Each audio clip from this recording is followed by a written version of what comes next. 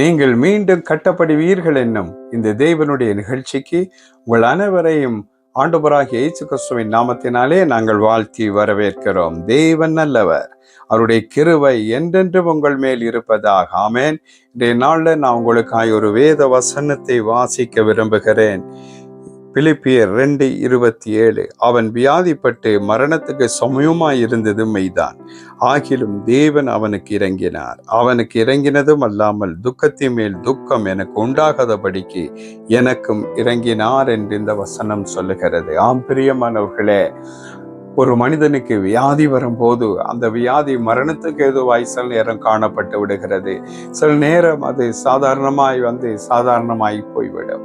ஆனால் இங்கே ஒரு மனிதன் மரணத்துக்கு சமயமாய் இருந்தபோது அந்த மனிதன் மரித்து விட்டால் இந்த தேவ மனிதனுக்கு துக்கத்தின் மேல் துக்கம் வந்து விடும் என்று இந்த மனிதனுக்குள்ள ஒரு பயம் காணப்பட்டது, இந்த ஊழியக்காரனாகிய மனிதனுக்குள்ள. ஆதலால் தேவனிடம் அவர் ஜெபம் பண்ணுகிறார், எனக்கு துக்கத்தின் மேல் துக்கம் வராதபடிக்கு நான் நேசிக்கிற மனுஷனுக்கு மரணம் வரக்கூடாது என்று ஜெபம் பண்ண போது ஆண்டவர் அந்த ஜெபத்தை கேட்டு அவருக்கு உதவி செய்ததை பார்க்கிறோம். ஆம் பிரியமானவர்களே, இன்றைய நாள்ல நீங்கள் துக்கத்தின் மேல் துக்கமுள்ள ஒரு மனிதனாய் காணப்படலாம். ஏனென்றால் வேதம் சொல்லுகிறது, உங்களுக்கு வியாதியா இருக்கலாம், அல்லது உங்களுடைய நண்பனுக்கு வியாதியா இருக்கலாம், அல்லது உங்களுடைய தகப்பனுக்கு, தாய்க்கு, அல்லது சகோதரிகளுக்கு, சகோதரர்களுக்கு, யாரோ ஒருவருக்கு வியாதியா இருக்கலாம். அதன் நிமித்தம் அந்த மரணம் வந்தால் ஏற்கனவே வந்த துன்பங்கள் பெரிதா இருக்கிறது, இதுவும் அதோடு சேர்ந்து எனக்கு பெரிதாய் போய்விடுமே, நான் என்ன செய்யக்கூடும் என்று நீங்கள் கேட்கலாம்.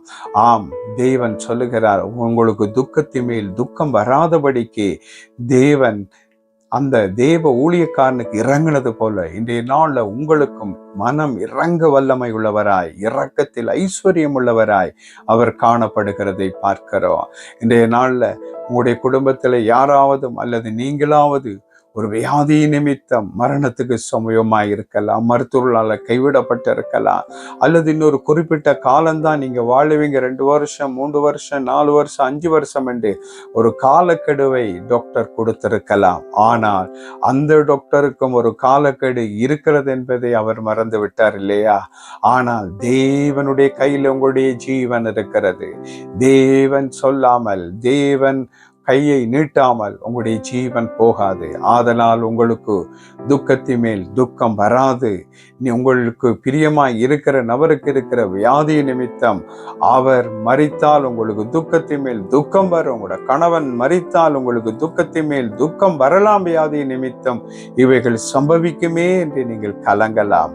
ஆம் பிரியமானவர்களே, இயேசு உங்களுக்கு துக்கத்தின் மேல் துக்கம் வராதபடிக்கின்ற நாள்ல மனம் இறங்கும்படி காத்திருக்கிறார்.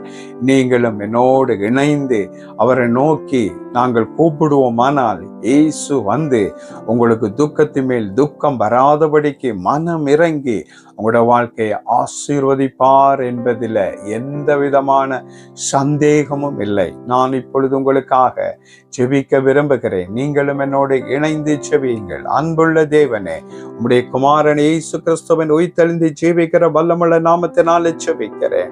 ஆண்டவரே, வியாதிப்பட்டிருக்கிற தங்களுடைய நேசத்துக்குரிய, பாசத்துக்கு, பிரியத்துக்குரியவர்கள் நிமித்தம் துன்பப்பட்டு துயரத்திலே பயந்து, ஆண்டவரே மரணம் நடந்து விடுமோ, அப்படி நடந்தால் என்னை பார்க்கிறது யாரு, என் குடும்பத்தை கவனிப்பது யாரு, எங்களுக்கு எந்த வழியும் இல்லாம போயிருமே, எங்களுக்கு துக்கத்தின் மேல் துக்கம் வராதபடிக்கு தேவனே எங்களுக்கு இறங்கும் என்று கேட்கிறோம். அவர்களுக்கு கர்த்தர் பதிலளிப்பீராக.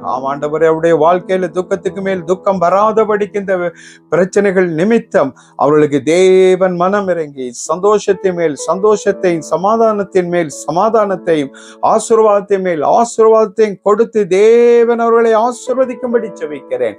இயேசுவின் வல்லமுள்ள நாமத்திலே தேவனே உமக்கு கோடி கோடி நன்றி சொல்லி ஜெபிக்கிறோம். இயேசுவின் நாமத்தில் பிதாவே, ஆமென். ஆம் பிரியமானவர்களே, உங்களுக்கு தேவன் துக்கத்தின் மேல் துக்கம் வராதபடி மனம் இறங்கி சமாதானத்தின் மேல் சமாதானத்தை கட்டளையிட்டு இருக்கிறார். அவருக்கு நன்றி சொல்லுங்கள். ஆமென்.